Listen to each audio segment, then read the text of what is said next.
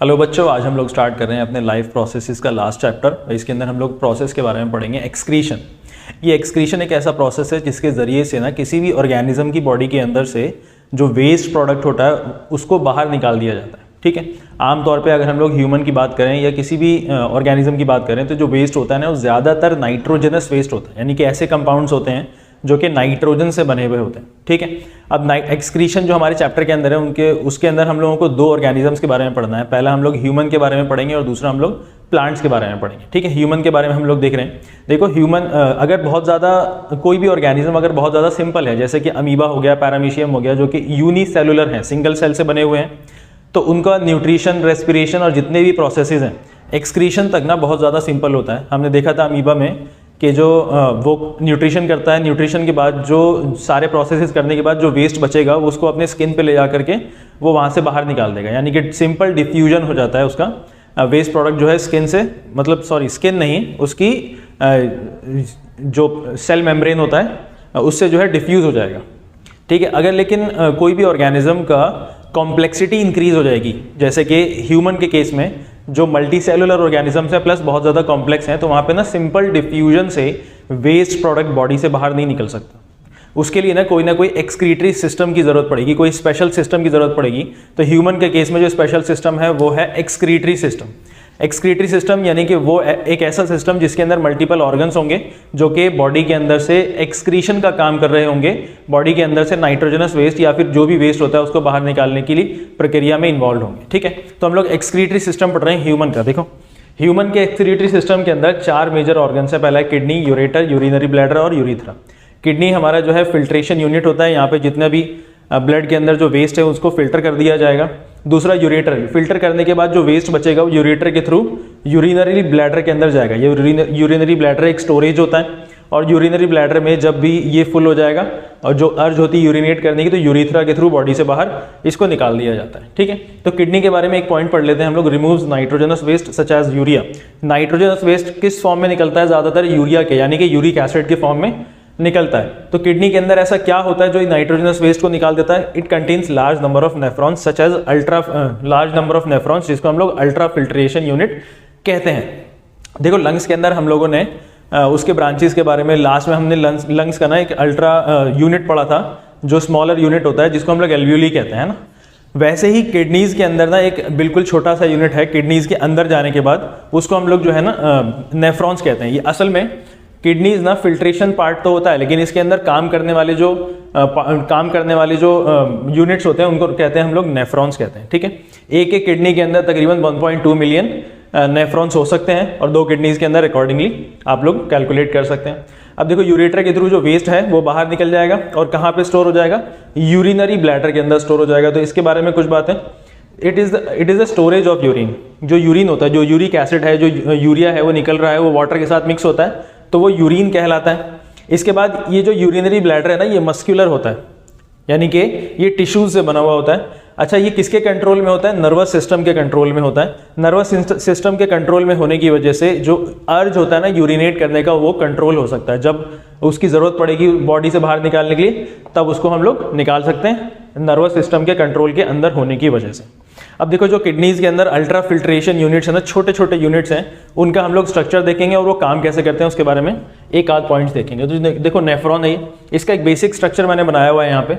Nephron के ना 2-3 parts आप लोगों को समझने हैं। सबसे पहले ये एक कप शेप चीज़ होती है जिसको हम लोग बोमेन्स कैप्सूल कहते हैं। ठीक है, यही चीज़ जो है ना जितनी भी आर्टरीज हैं जो कि नाइट्रोजनस वेस्ट को कैरी कर रही है वो यहाँ पर आकर के ना अटैच हो जाएगी। अब इसके अंदर देखा होगा आपने, इस बोमेन्स कैप्सूल के अंदर छोटे छोटे से यहाँ पे मैंने ये सर्कल्स बनाए हुए हैं, ये ग्लोमेरुलस कहलाते हैं।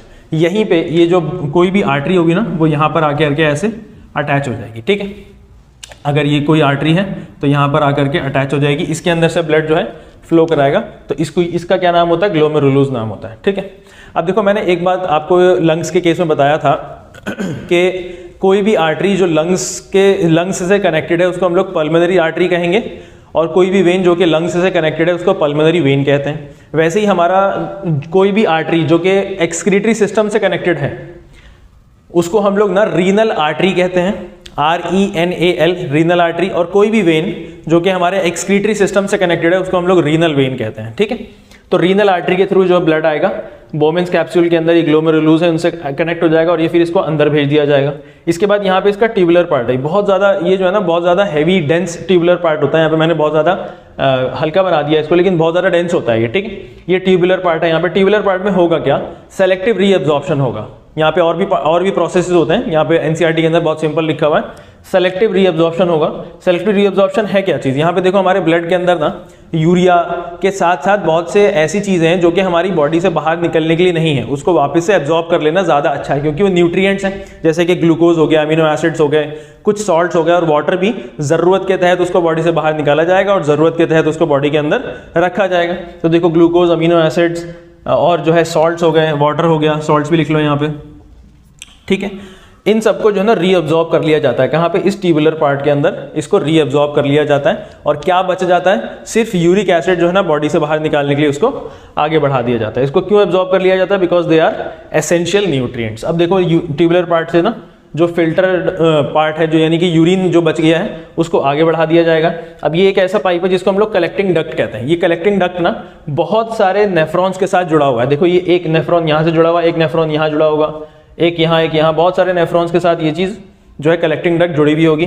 देखो connected with multiple nephrons to collect, किस चीज़ के लिए कनेक्टेड है ये, कलेक्ट करने के लिए किसको, यूरिन को, यानी कि यूरिक एसिड को, यूरिया को कलेक्ट करने के लिए कनेक्टेड होता है ये। और ये कहाँ पास कर देता है कलेक्ट करके, पास इट टू द यूरेटर। देख यहाँ से जो है ये सब कुछ कलेक्ट करके कहाँ पे पास कर देगा, इसको यूरेटर पे, और यूरेटर से कहाँ चला जाएगा, अब ये यूरिनरी ब्लैडर में चला जाएगा। प्लांट्स का जो एक्सक्रीशन है ना बहुत ही अलग स्ट्रैटेजी के तहत उसकी बॉडी में से जो है वेस्ट प्रोडक्ट को बाहर निकाल दिया जाता है। जैसे कि प्लांट के लिए हमने स्टार्टिंग में पढ़ा है न्यूट्रिशन के कॉन्सेप्ट में कि ऑक्सीजन जो है ना प्लांट के लिए वेस्ट है फोटोसिंथेसिस के ज़रिए से। तो फोटोसिंथेसिस के दौरान, फोटोसिंथेसिस की प्रक्रिया के दौरान में जो ऑक्सीजन है ना उसको वेस्ट के फॉर्म में उसको बॉडी से बाहर निकाल दिया जाता है। अगर बॉडी के अंदर वाटर ज़्यादा है ना तो ट्रांसपीरेशन के ज़रिए से उसको बाहर निकाल दिया जाता है। कि ट्रांसपीरेशन क्या है, जो हमने रेस्पिरेशन के अंदर पढ़ा था कि पानी का भाप बन करके प्लांट्स के लीव्स के ऊपर से पानी का भाप बन करके बाहर निकल जाना। और भी बहुत सारी चीज़ें हो सकती हैं प्लांट्स के केस में वेस्ट, जो कि डेड सेल्स हो सकते हैं तो ड्राई लीव्स के फॉर्म में निकल जाता है। आगे कुछ और हो सकता है, आपने देखा होगा रेजिन्स होते हैं, गम्स होते हैं प्लांट के जो है ना बॉडी के ऊपर, कभी बार्क के ऊपर आपको दिख जाएगा, कभी स्टेम के ऊपर, कभी लीव्स के ऊपर। तो वो वैक्यूल्स होते हैं, जो सेल्स के अंदर वैक्यूल्स होता है ना, उसके अंदर जा करके वो वेस्ट को स्टोर कर देते हैं। स्पेशली जो ओल्ड जाइलम होता है ना वहाँ पे जा करके वो स्टोर हो जाता है। और भी बहुत सारे अदर वेस्ट हो सकते हैं जो कि प्लांट के रूट्स के आसपास में जो सॉइल होता है ना उसके ज़रिए से, रूट्स जो है सॉइल के अंदर जो वेस्ट होता है उसको डिफ्यूज कर देता है। ठीक है, प्लांट का जो एक्सक्रीशन का तरीका है बहुत ज़्यादा सिंपल भी आप लोग कह सकते हैं और बिल्कुल डिफरेंट स्ट्रैटेजी है। इसी के साथ ना हम लोगों का चैप्टर जो है वो कंप्लीट हो चुका है, फिनिश हो गया है। मैं उम्मीद करता हूँ कि आपको ना ये चैप्टर बहुत ज़्यादा क्लियर हो चुका होगा। अगर बात आपको कोई समझ में नहीं आई है तो आप इस चैप्टर के जो टॉपिक्स हैं ना उनको रिपीट करके देखिए, आपको बात क्लियर हो जाएगी। अगर आपके पास नोट्स नहीं है तो इनके साथ साथ आप नोट्स भी बना लेना, ठीक है। अगर आपको कोई क्वेश्चन नहीं समझ में आता है, अच्छा एनसीईआरटी के ना बैक एक्सरसाइज और इन टेक्स्ट के जितने क्वेश्चन हैं उन सबको अटेम्प्ट करने की कोशिश करो। अगर कोई क्वेश्चन नहीं समझ में आएगा तो आप मुझसे पूछ भी लेना।